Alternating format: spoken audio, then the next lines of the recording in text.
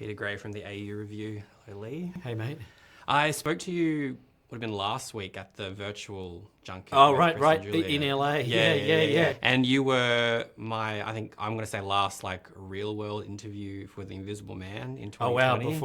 Before none of us lived in the real world anymore? And Invisible Man was like my last like in-person screening. Oh, wow. Everything. And I'm going to say you gave me 3 great jump scares with that. Okay. Movie, so, and like obviously with this one, like immediately from the beginning, like you just have that sort of wolf man figure. And I wanted to know, like, because you said there's basically 3 films, like what you write, what you film, what you edit, almost 4 what you then put together. Yeah. So like going from page to screen, like are you always thinking, okay, like you know what the scare is going to be, you know what the image is going to be, or does it sort of change over time?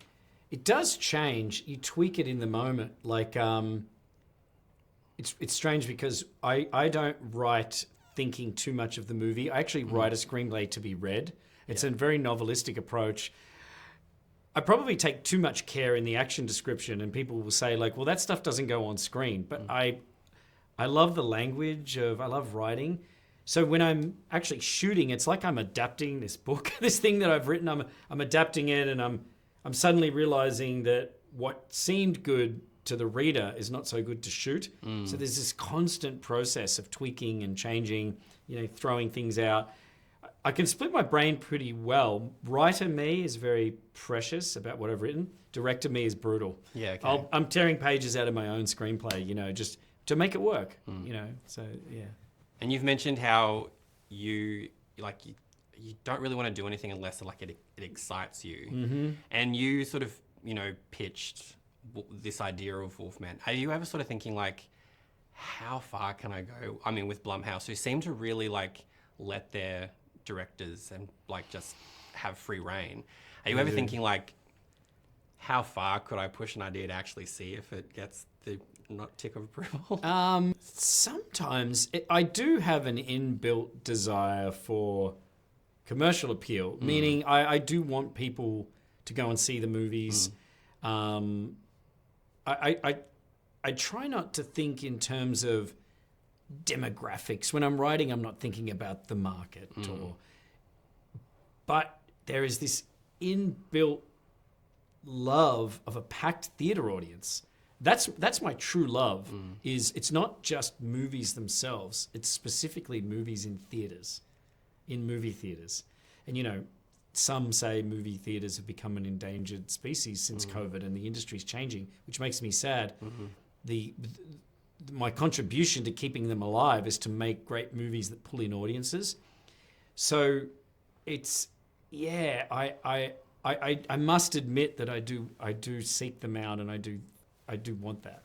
I mean, it's great to. I feel like every filmmaker that I've spoken to are very want the theatrical experience still. So it's so nice that that's still something on people's minds. Because I'm the same. Like I grew up going to the theaters, and it's something that I just need to have. I need to keep it going. Yeah. I mean, there's some of my greatest memories are, going to see Ghostbusters, going to see Gremlins,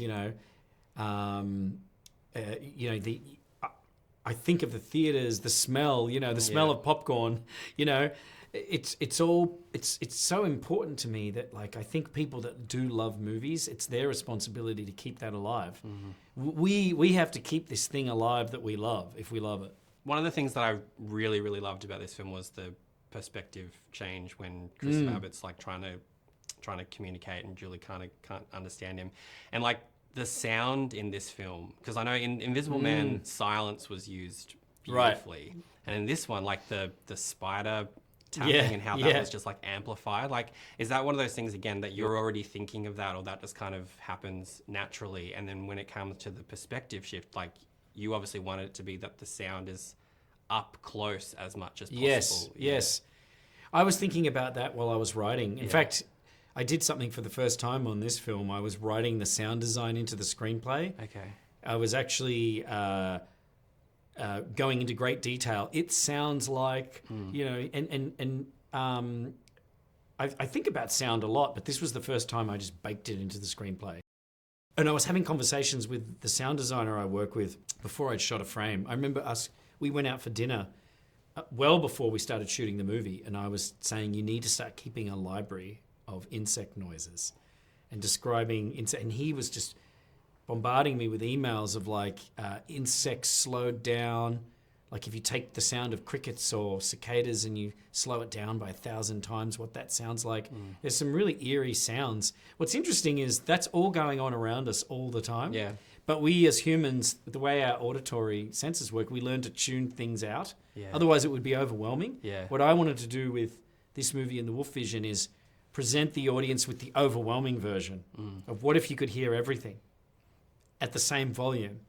You know, so it's you mix a film. That's the opposite way you usually mix a film. Yeah. And I said to the sound mixers, put the background noise up front. I want it to be front of house, as loud as everything else. No, I mean it definitely worked, because I remember just the opening frame. I was like, what the hell am I in for? With Good. And you were saying, like, you know, Invisible Man, you changed the perspective of what we think an Invisible Man story should be, and then with Wolfman you've done the same thing. And when I spoke to you for Invisible Man, you said that one of the characters or figures that you were sort of most interested in is Jack the Ripper. Oh yeah. And I'm just wondering, would you ever want to like turn Jack the Ripper into a story a la like Wolfman, Invisible Man? I wonder, Jack the Ripper does, I find unsolved mysteries to be, it's so eerie. Yeah. You know, a solved mystery is that closed loop. You get that closure. But these true life tales, I mean, they obsess. There are Ripperologists who've dedicated their entire lives to this story. I don't know. I wonder if a great Jack the Ripper film has been made. I'm not sure it has. Like, there's been a few mini-series. I remember the version with Michael Caine. From Hell was... Well, there's a great graphic novel. But Yeah. God, it's such a compelling story. I haven't forgotten that. I'm glad you brought it up. I think someone needs to make it. If it has to be me, I'll try my best. I'm going to say I think we should have Leigh Whannell's. I love what David Fincher did with Zodiac, another unsolved mystery. Yeah. Maybe there is a really definitive version like Zodiac of Jack the Ripper. Well, until then, we'll settle for Wolfman. Yeah, thanks. Awesome. Thanks. Thank you. Thank so you. much. Good to talk to Cheers, you. you too. Again. Yeah, thanks.